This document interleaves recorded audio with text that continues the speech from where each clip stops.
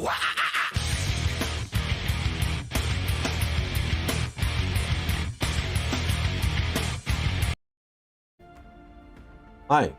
velkommen i dag til en speciel udgave af Create Studio 3.0.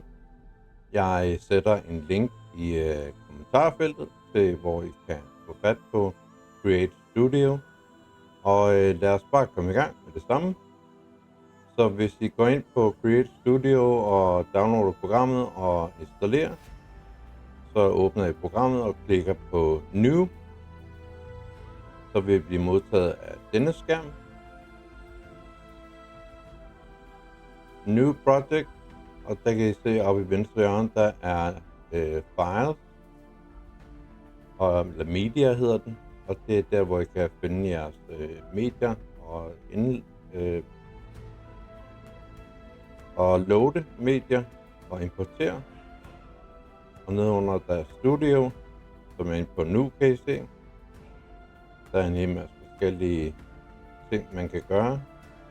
Der er både scroll stoppers, som I kan se her, som er 3D effekter, som I kan bruge til jeres medie. Noget af det har lyd, og noget af det har ikke lyd. Man kan fjerne lyden på alle tingene. Eller man kan efterfølgende sætte sin egen lyd ind på noget af det, hvis man vil det. Og så er der nedenunder med lyd her. Der er musik, og der er special effects.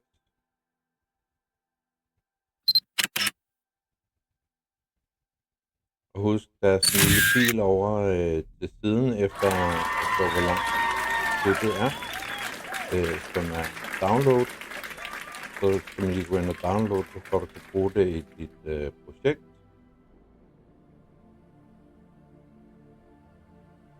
Der er nogle forskellige overgange. Og nogle flere overgange. Og det er bare sådan et eksempel på, hvordan det kan se ud.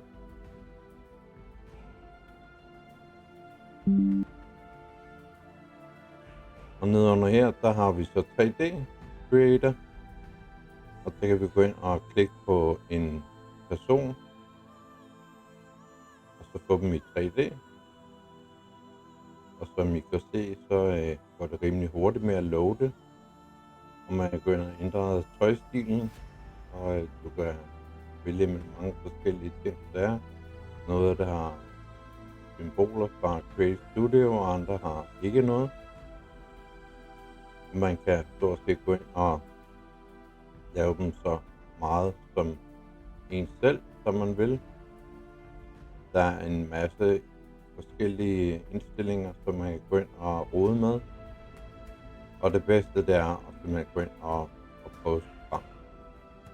Man kan også gå ind og søge ind på nettet og finde en masse oplysninger omkring de forskellige indstillinger.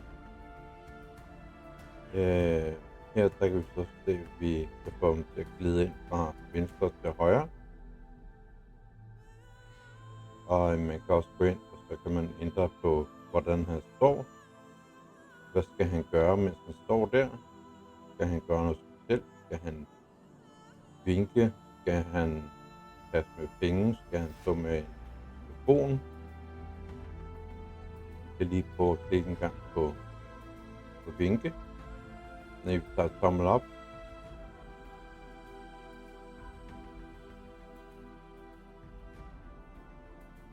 Og så prøver vi en gang. Tommel op.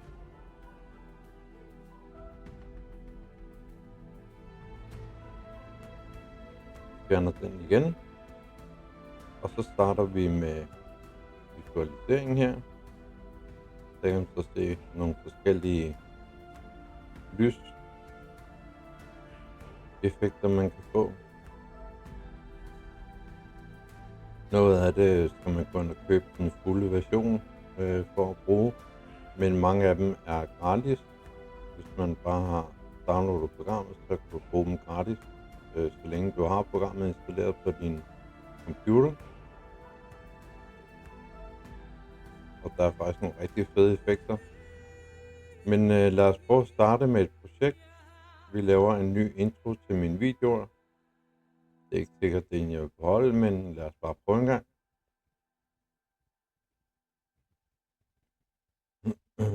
Jeg vil faktisk godt lide det lyn der. Så vil jeg huske at downloade lynet. Det går også pænt hurtigt. Så det så ned her. Og så tager vi også den grønne. Den sætter vi ned sammen med her. Og så går vi ind, og så skal vi lige søge en gang. Eller hvad? Ja, vi går ind og søger. Så klikker vi på YouTube. Fordi at det er min kanal intro. Så kan man så holde musen indover, og så får du lige en idé om, hvordan det kommer til at se ud. Men jeg kender nogle af dem i forvejen, så vi skal lige finde den rigtige her. Den der, den er faktisk meget god, fordi der kan jeg gå ind og ændre billedet også.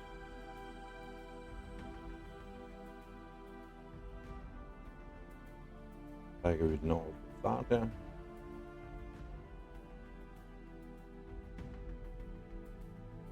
Markøren tilbage. Og det vil ikke blive vist før, at vi trækker markøren over til, hvor den starter på tidslinjen. Men vi kan allerede gå ind og ændre i størrelsen.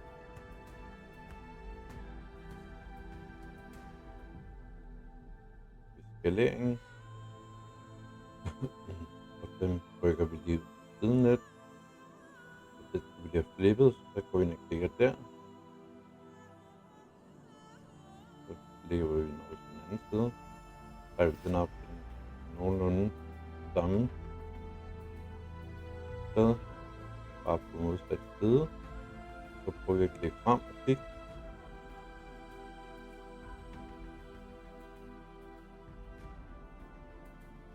Så skal vi lige have op i toppen. Fordi at det skal forrest.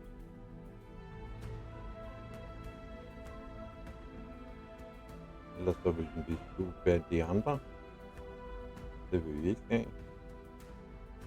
Det var en lille smule mindre. Så kan vi se noget i midten der. Klikker vi på ikonet. Og ikonet der sådan noget. Vi går ind og skifter. Og jeg går lige ind og finder på min computer. Det kan I så ikke se, men jeg har en folder, så hurtigt jeg kan finde et ikon, jeg vil bruge. Når det så er fundet, så klikker vi på OK.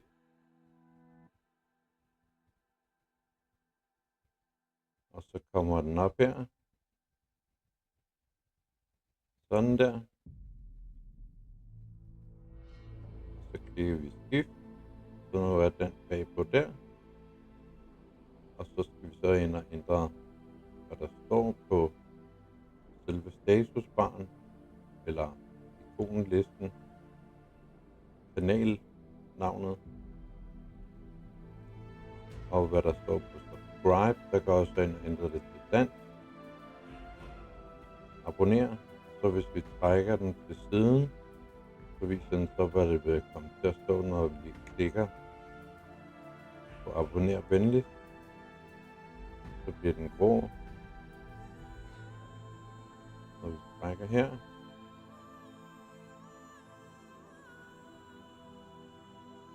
klikker den, så har jeg skrevet tak, fordi det vil jeg gerne have, at det siger.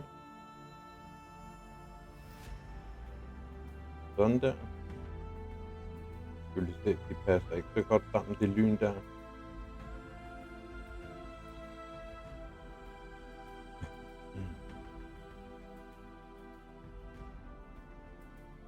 Prøv lige at klikke frem en gang.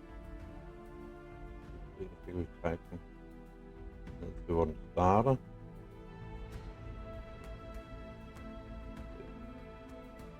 Og så trækker vi den ned også. Så er der en der. Så prøver vi lige at klikke fremad en gang, for at se, hvordan det kommer til at se ud. Så lidt over til siden her. Ned.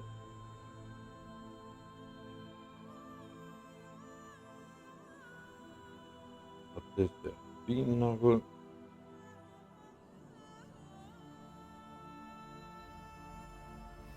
Ja. Det ser helt okay ud. Abonner venligst. Tak.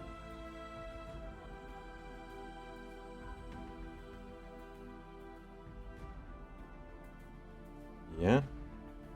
Indtil videre ser det godt ud. Så forsvinder den der. Skal vi have et eller andet. Det når den forsvinder.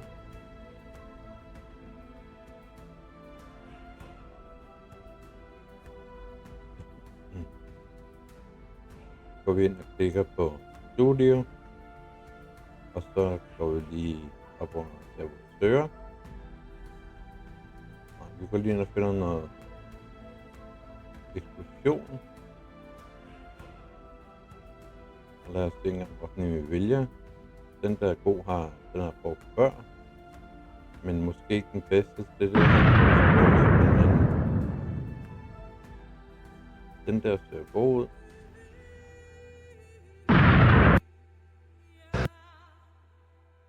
Den er ikke sjov. Den er... Nej, den ser for cartoonagtig ud. Vi tager den der.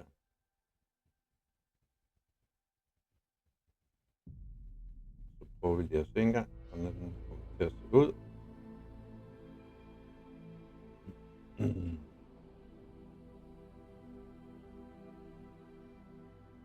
Trækker den lidt ned. Fjerner volumen først. Så trækker vi den lidt ned her. Og se hvordan det ser ud. Det var for sent. Trækker vi lidt tilbage.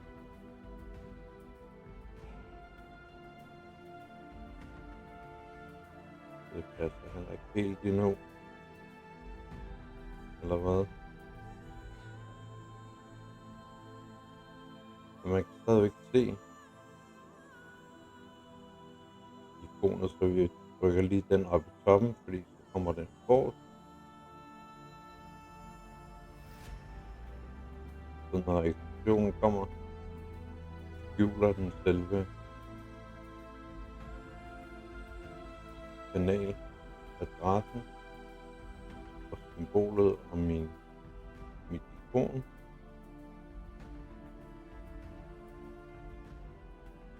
Jeg lige lidt tilbage. Hvordan passer det? Trækker vi. Sådan lidt siden der. Lidt ned. Fordi spreder den sig hurtigere. Så klikker vi. Vender den. Det ser fint ud.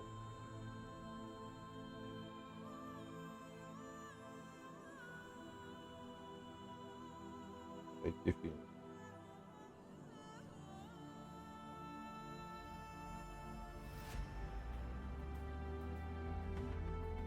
Yep, så går vi så lige ind og klipper en gang.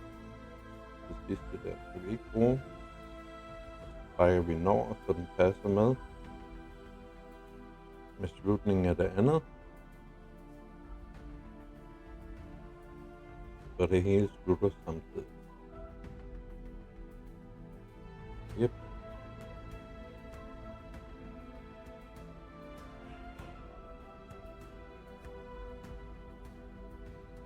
Vi vil prøve at se en gang.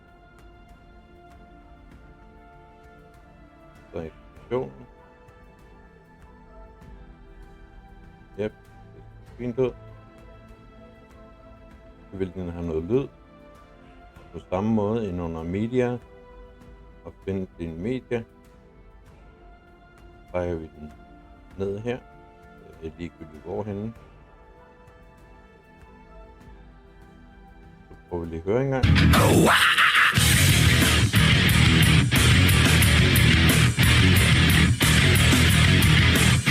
Fint ud. så tror jeg, det er det. Jeg siger tak for denne gang, og vi ses. Hej.